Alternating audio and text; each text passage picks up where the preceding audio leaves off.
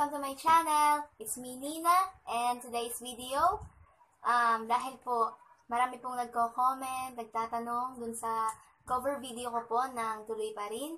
Tatanong po kung ano pong chords, strumming pattern. So, eto na po, gagawa na po ako ng guitar tutorial ng Tuloy Pa Rin by Neo Colors. Yay! Po muna, kailangan po natin i-make sure na ang ating pong gitara ay nasa tono. Okay? Then, after po nun, ito pong ating kapo. Kailangan po natin ng kapo. Sa 3rd fret po natin ilalagay.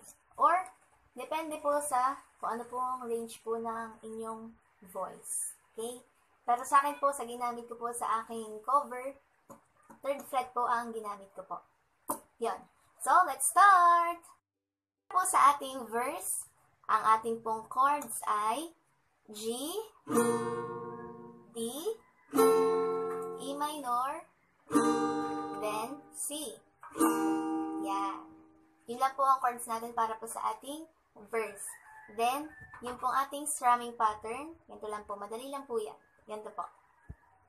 Down, up, down, up, down. Okay? Ulitin po natin. Down, up, down, up, down. Yun lang po.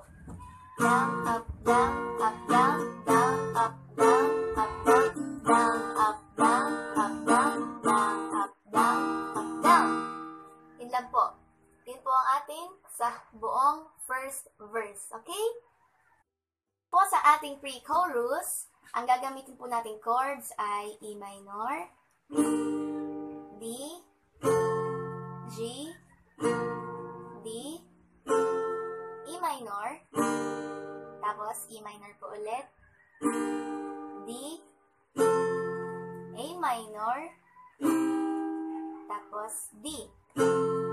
Yun po ang ating chords para po sa ating buong pre-chorus.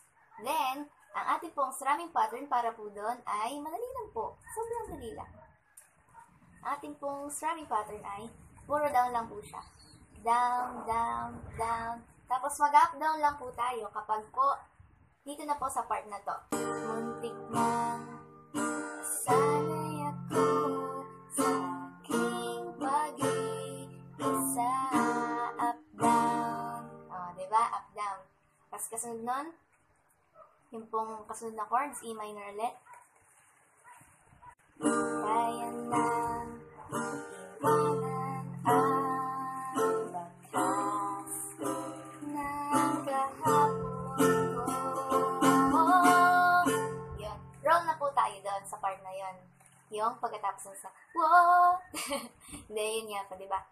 Muntik na sanay ako sa aking pag-iisa. Up, down. Kaya na iwanan ang bakas ng kahapon ko.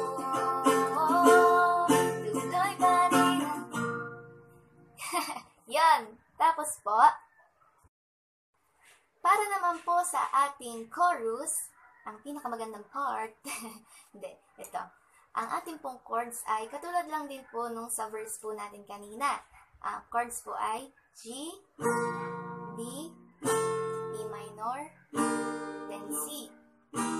Tapos po, ang ating pong strumming pattern is katulad lang din po nung sa verse natin kanina. Down, up, down, diba? Ganito po yun. Down, up, down, up, down. Down, up, down, up, down. Down, up, down, up, down. Down, up, down, up, down. Ganito. Tuloy pa rin ang awit ng buhay ko. Nagbago man ang hugis ng puso mo.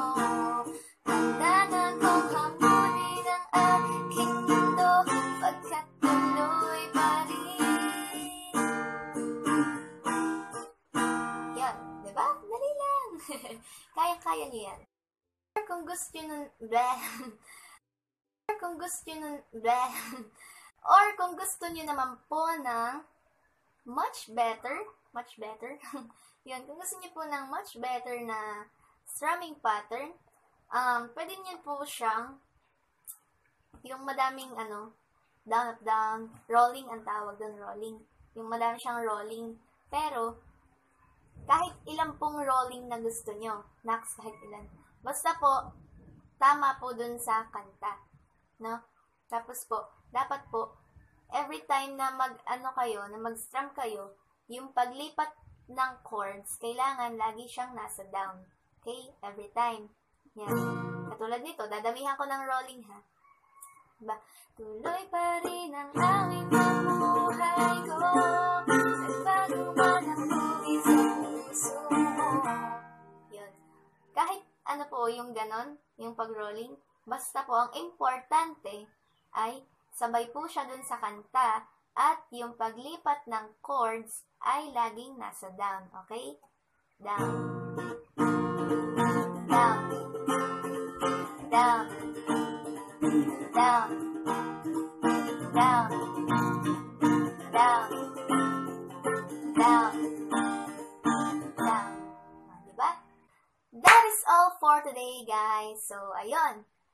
Yun na po yung sa verse, pre-chorus, and chorus. Paulit-ulit lang po yun, diba? Paulit-ulit lang po yun. Okay, guys. So, thank you for watching. And sana po natutunan niyo po kung paano po i-play ang Tuloy Pa Rin by Neo Colors sa guitar. Sana po natutunan nyo. And please do like and share this video po. And don't forget to hit the subscribe button and the bell icon up there or up there. Yun po. And don't forget to leave comments below. Kung ano pong comments nyo or suggestions or kung ano pong gusto nyo sabihin, magchikahan tayo. Ayun po.